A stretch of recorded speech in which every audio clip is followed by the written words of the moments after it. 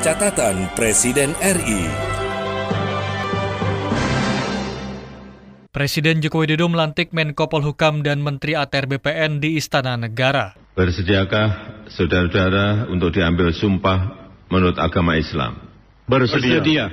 Apabila demikian, harap mengikuti dan mengulangi kata-kata saya. Demi Allah, saya bersumpah. Demi Allah, saya bersumpah. Bahwa saya akan setia kepada Undang-Undang Dasar Negara Republik Indonesia tahun 1945 serta akan menjalankan segala peraturan perundang-undangan dengan seluruh-seluruhnya demi dharma bakti saya kepada bangsa dan negara. Bahwa saya dalam menjalankan tugas jabatan akan menjunjung tinggi etika jabatan, bekerja dengan sebaik-baiknya, dengan penuh rasa tanggung jawab.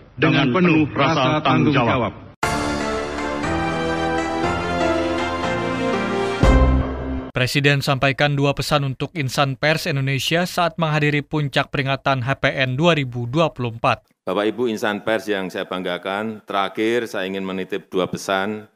Pertama, pers harus tetap menjadi salah satu pilar penjaga demokrasi. Pers harus menjadi rumah bersama untuk menjernihkan informasi. Beritakanlah fakta-fakta apa adanya, tapi bukan mengada-ada, bukan asumsi-asumsi, bukan seolah-olah ada. Yang kedua, saya sangat berharap perusahaan pers dapat memikirkan langkah-langkah konkret dan strategis, terus melakukan inovasi agar adaptif dalam merespon perubahan zaman, mampu berdiri tegak secara mandiri di tengah gempuran persaingan global.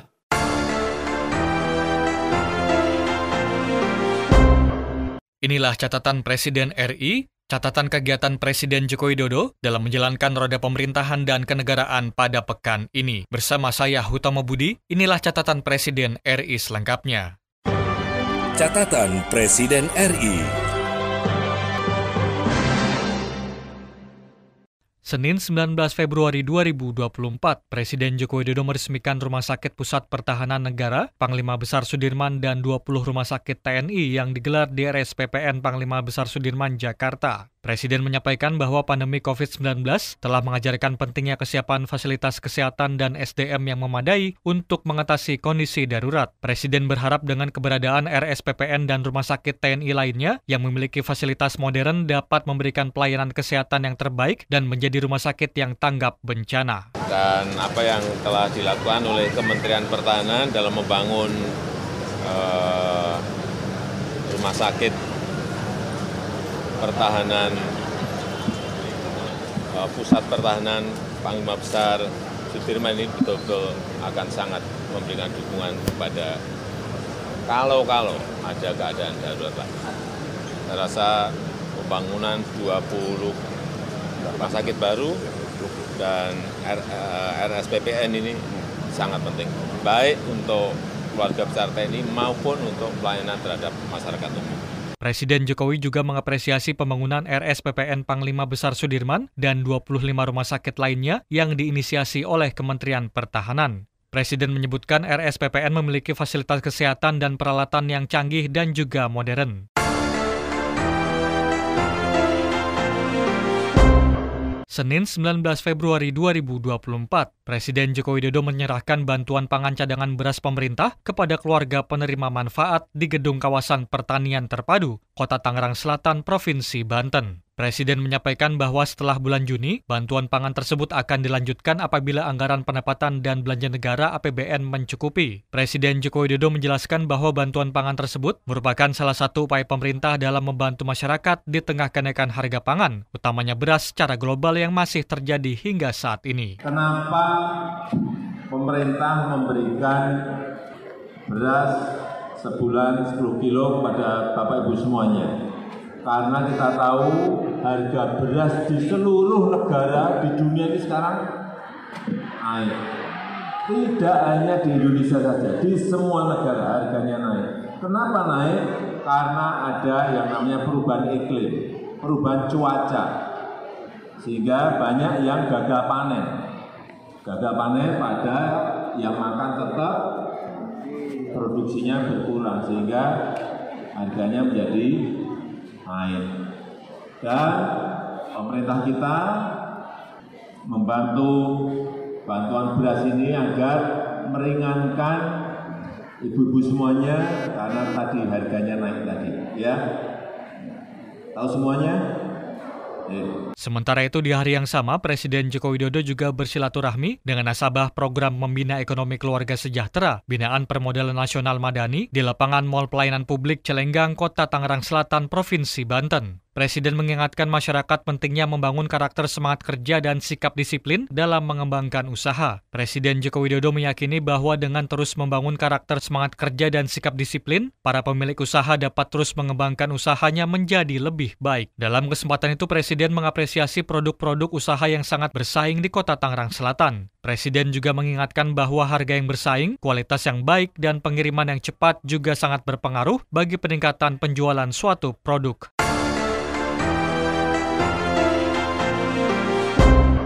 Selasa 20 Februari 2024, Presiden Joko Widodo menghadiri sidang istimewa laporan tahunan Mahkamah Agung RI tahun 2023 di JCC Senayan, Jakarta. Presiden menekankan bahwa kualitas sumber daya manusia hakim merupakan kunci dalam sistem peradilan. Menurut Presiden, kualitas SDM hakim tersebut meliputi integritas, profesionalisme, dan kepekaan terhadap rasa keadilan masyarakat dan perkembangan zaman. Presiden mengapresiasi inovasi yang dilakukan oleh MA sebagai bagian dari upaya untuk mendorong percepatan transformasi hukum di tanah air. Presiden Joko Widodo menyambut baik reformasi internal yang dilakukan oleh Mahkamah Agung untuk menegakkan prinsipnya dalam meningkatkan kinerja pengadilan secara berkelanjutan. Presiden juga mengingatkan bahwa masyarakat makin kritis dalam proses peradilan.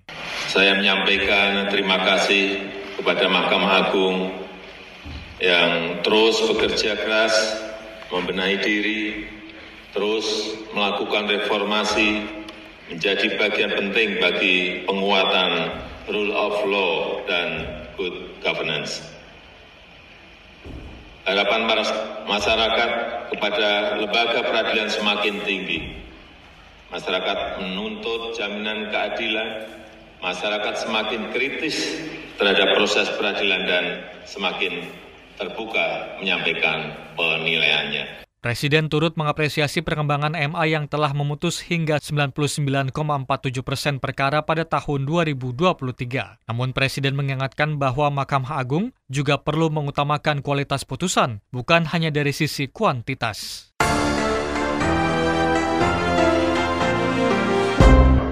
Selasa 20 Februari 2024, Presiden Joko Widodo menghadiri puncak peringatan Hari Pers Nasional 2024 di Ancol, Jakarta Utara. Dalam sambutannya, Presiden menyampaikan apresiasi terhadap seluruh insan pers Indonesia yang telah konsisten menemani masyarakat dalam kehidupan berdemokrasi. Presiden Joko Widodo menitipkan dua pesan kepada insan pers di Indonesia. Yang pertama adalah Presiden mengharapkan agar pers tetap menjadi salah satu pilar penjaga demokrasi dan menjadi rumah bersama untuk menjernihkan informasi. Presiden meminta agar perusahaan pers di dalam negeri dapat memikirkan langkah-langkah yang konkret dan strategis serta terus melakukan inovasi di tengah ketidakpastian global. Bapak Ibu insan pers yang saya banggakan, terakhir saya ingin menitip dua pesan.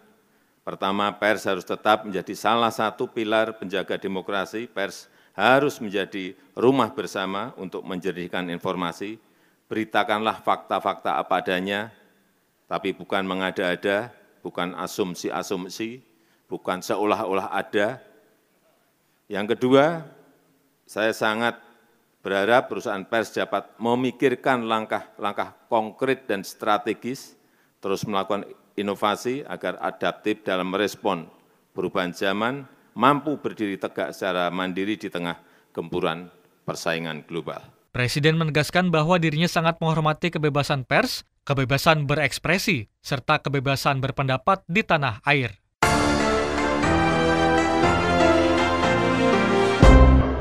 Selasa 20 Februari 2024, Presiden Joko Widodo menetapkan Peraturan Presiden Nomor 32 Tahun 2024 tentang tanggung jawab perusahaan platform digital untuk mendukung jurnalisme berkualitas atau Perpres Publisher Like. Presiden menyebutkan bahwa pemerintah ingin memastikan jurnalisme di tanah air tumbuh berkualitas dan jauh dari konten negatif. Selain itu, pemerintah juga ingin memastikan keberlanjutan industri media nasional. Bapak Ibu yang saya hormati, perlu saya ingatkan tentang semangat awal dari Perpres ini. Kita ingin jurnalisme berkualitas, jurnalisme yang jauh dari konten-konten negatif, jurnalisme yang mengedukasi untuk kemajuan Indonesia. Kita juga ingin memastikan keberlanjutan industri media nasional. Kita ingin kerjasama yang lebih adil antara perusahaan pers dan platform digital. Kita ingin memberikan kerangka umum yang jelas bagi kerjasama perusahaan pers dan platform digital. Perpres ini sama sekali tidak dimaksudkan untuk mengurangi kebebasan pers.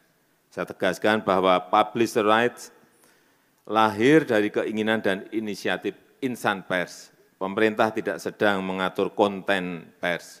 Pemerintah mengatur hubungan bisnis antara perusahaan pers dan platform digital dengan semangat untuk meningkatkan jurnalisme yang berkualitas. Kemudian perlu saya ingatkan juga tentang implementasi Perpres ini. Kita masih harus mengantisipasi risiko-risiko yang mungkin terjadi, terutama selama masa transisi implementasi Perpres ini. Baik itu perihal respon dari platform digital dan respon dari masyarakat pengguna layanan. Presiden juga menegaskan bahwa peraturan presiden tersebut tidak bertujuan untuk mengurangi kebebasan pers dan mengatur konten pers. Dalam peraturan tersebut, pemerintah mengatur hubungan bisnis antara perusahaan pers dan platform digital untuk meningkatkan jurnalisme yang berkualitas.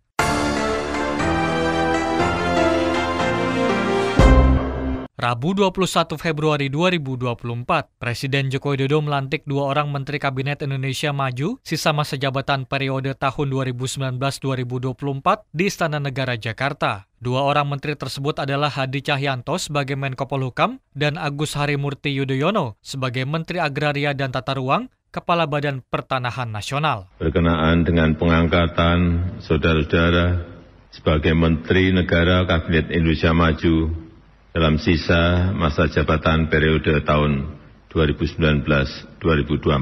Terlebih dahulu saya akan bertanya kepada saudara-saudara, bersediakah saudara-saudara untuk diambil sumpah menurut agama Islam? Bersedia.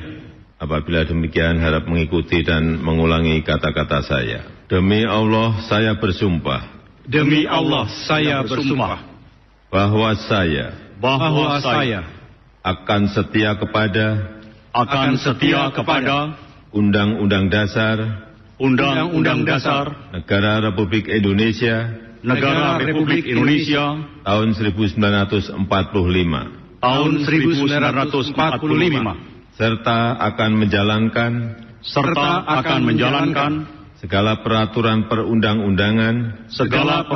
perundang-undangan dengan seluruh-seluruhnya demi dharma bakti saya kepada bangsa dan negara, bahwa saya dalam menjalankan tugas jabatan akan menjunjung tinggi etika jabatan, bekerja dengan sebaik-baiknya, dengan penuh rasa tanggung jawab. Hadi Cahyanto dilantik sebagai Menko Polhukam menggantikan pendahulunya Mahfud MD, sedangkan Agus Harimurti Yudhoyono mengisi posisi yang ditinggalkan oleh Hadi Cahyanto. Turut hadir dalam pelantikan tersebut adalah Wakil Presiden Ma'ruf Amin, Kapolri Jenderal Listio Sigit Prabowo, Panglima TNI Jenderal Agus Subianto, dan sejumlah Menteri Kabinet Indonesia Maju.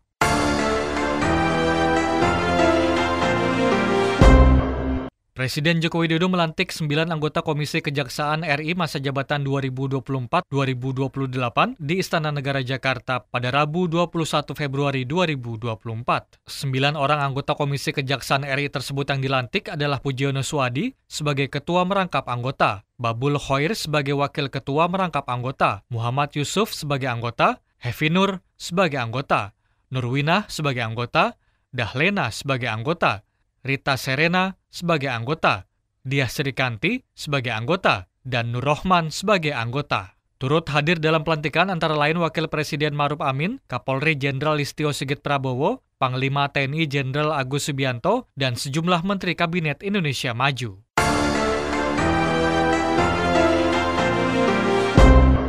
Rabu 21 Februari 2024, Presiden Joko Widodo berpesan kepada Menko Polhukam Hadi Cahyanto untuk menjaga situasi politik dan keamanan di tanah air tetap kondusif. Presiden meyakini dengan pengalaman sebagai Panglima TNI, Hadi sangat siap untuk menangani masalah Polhukam di tanah air. Saya kira Pak Menko Polhukam, kita tahu beliau dulu Panglima. Saya kira untuk mengatasi hal yang berkaitan dengan politik, hukum dan keamanan sangat siap. Dan saya tadi sudah pesan beberapa hal yang berkaitan dengan keamanan dan ketertiban, dan juga yang berkaitan dengan dukungan terhadap investasi yang akan masuk ke Indonesia. Sementara itu, Presiden Joko Widodo meminta Menteri ATR BPN Agus Harimurti Yudhoyono untuk menyelesaikan hak guna usaha atau HGU untuk mekanisme perdagangan karbon. Presiden juga meyakini dengan rekam jejak dan latar belakang yang dimiliki oleh AHY, mampu mengemban tugas sebagai Menteri ATR BPN dengan baik. Saya tadi sampaikan 3 hal ke Pak Menteri BPN. Yang pertama yang berkaitan dengan sertifikat elektronik harus didorong agar lebih masif. Yang kedua, target untuk HGU carbon trading yang berkaitan dengan PP itu segera selesaikan karena banyak yang ingin masuk. Yang ketiga, yang berkaitan dengan target 120 juta PTSL. 120 juta bidang untuk masuk ke PTSL harus bisa kita selesaikan. Saya rasa itu. Dalam kesempatan itu, Menko Polhukam Hadi Cahyanto mengakui akan segera berkoordinasi dengan kementerian dan lembaga pemerintahan non-kementerian untuk menjaga situasi kondusif saat ini, utamanya pasca pemilu 2024. Hadi Cahyanto mengatakan akan segera menemui sejumlah tokoh, termasuk salah satunya mantan Menko Polhukam Mahfud MD, untuk bertukar pikiran. Sementara itu, Menteri ATR BPN Agus Harimurti Yudhoyono mengatakan sejumlah tugas diberikan oleh Presiden Joko Widodo yang harus segera diselesaikan olehnya, diantaranya soal sertifikat tanah elektronik yang secara masif.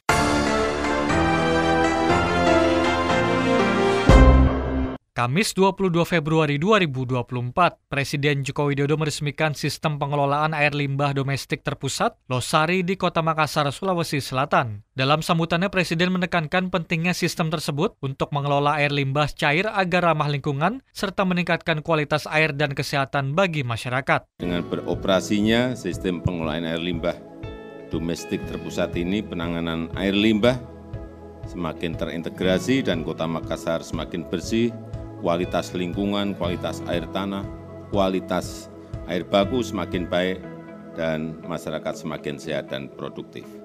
Saya rasa itu yang ingin saya sampaikan, dan dengan mengucap Bismillahirrahmanirrahim, saya resmikan sistem pengelolaan air limbah domestik terpusat Losari di Kota Makassar, Provinsi Sulawesi Selatan. Presiden berpesan agar pengoperasian SPALDT tersebut menjadikan penanganan air limbah di Kota Makassar makin terintegrasi. Tidak hanya itu, kualitas lingkungan dan taraf hidup masyarakat Kota Makassar juga makin meningkat.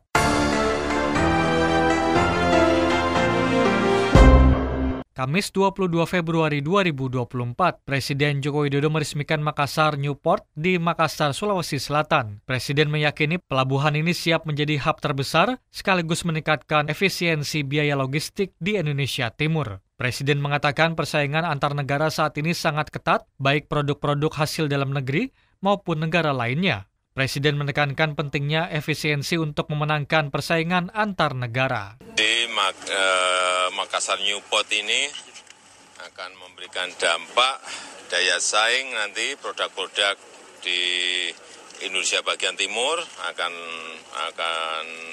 lebih baik lagi, dan juga efisiensi biaya logistik juga akan lebih baik lagi sehingga produk-produk di Indonesia bagian timur bisa bersaing dengan wilayah Indonesia lainnya atau dengan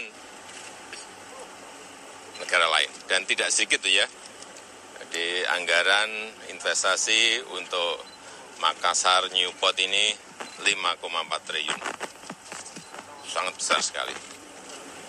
Dan secara bertahap, ini baru 30%, digeser dari pelabuhan lama ke sini, tahap demi tahap nanti akan langsung 100%. Presiden Joko Widodo mengapresiasi biaya logistik di Indonesia yang saat ini sudah turun ke angka 14%. Walaupun masih lebih tinggi dibandingkan dengan negara lainnya, Presiden Joko Widodo meyakini kehadiran pelabuhan yang dibangun dengan nilai investasi 5,4 triliun rupiah akan membantu menurunkan biaya logistik di tanah air. Jumat 23 Februari, Presiden Jokowi dalam rangkaian kunjungan kerja di Provinsi Sulawesi Utara antara lain meresmikan infrastruktur. Presiden Jokowi pada kesempatan tersebut meresmikan bendungan Lolak di Kabupaten Bolaang Mongondo. Presiden Jokowi mengharapkan keberadaan bendungan tersebut tidak hanya untuk persoalan ketersediaan air dan pengendalian banjir, melainkan juga sebagai modal pengelolaan sumber daya air yang efisien bagi Indonesia. Presiden Jokowi juga menjelaskan pembangunan bendungan dengan dana 2,2 triliun rupiah tersebut nantinya mampu mengairi area pertanian seluas 2.200 hektar. Kembali lagi ke bendungan Lolak di Bolaang Mongondo, ini menghabiskan anggaran 2 triliun 20 miliar. Tetapi apapun ini akan ke depan akan sangat bermanfaat bagi Provinsi Sulawesi Utara, baik untuk pengairan sawah, tadi saya sampaikan 2.200 hektar yang bisa terairi, kemudian kapasitas tampungnya 16 juta meter kubik, ini juga sebuah jumlah yang sangat besar, dan juga untuk air baku nanti penduduk di Bolaang Mongondo dan juga mungkin bisa ditarik juga ke Manado kalau memang ada kekurangan di sana. Dalam kunjungan kerja tersebut, Presiden Jokowi juga meresmikan pelaksanaan instruksi jalan daerah di Provinsi Sulawesi Utara. Presiden menegaskan pemerintah akan terus mengalokasikan dana untuk pembangunan infrastruktur di tahun 2024 sebagai bagian dari komitmen jangka panjang untuk meningkatkan kualitas hidup masyarakat. Mendampingi Presiden dalam kegiatan di Provinsi Sulawesi Utara diantaranya Menteri PUPR Basuki Hadi Mulyono, Menteri ATR Kepala Badan Pertanahan Nasional Agus Harimurti Yudhoyono, Menteri BUMN Erick Thohir, dan Menteri Perhubungan Budi Karya Sumadi. Jumat 23 Februari masih dalam rangkaian kunjungan kerja di Provinsi Sulawesi Utara, Presiden Jokowi menyerahkan langsung bantuan pangan beras kepada warga di Gedung Bulog, Kota Bitung, Sulawesi Utara. Presiden Jokowi dalam kesempatan itu juga memastikan para penerima bantuan beras sebanyak 10 kg tersebut telah diterima untuk bantuan bulan Januari dan Februari. Saya lihat kok semangat dan senang gitu kelihatannya, benar ya? Januari udah ya, 1 ya. Ini yang Februari sudah. Nanti dilanjutkan Maret, April, Mei, Juni ya. Nanti kalau APBN kita lihat ada longgar, bisa dilanjutkan lagi setelah Juni ya. Setuju Ibu ya? Setuju. Yang enggak setuju silahkan tunjuk jari. Selain itu, Presiden juga menghadiri silaturahmi dengan nasabah Mekar Binaan Permodalan Madani di Kota Bitung. Setelah selesai melakukan seluruh rangkaian kunjungan kerja di Provinsi Sulawesi Utara, Jumat sore Presiden Jokowi dan rombongan kembali menuju Jakarta dengan menggunakan pesawat Kepresidenan Indonesia 1. Demikian catatan Presiden RI pada pekan ini. Saya Hutama Budi, Muslihun dan tim liputan melaporkan. Catatan Presiden RI.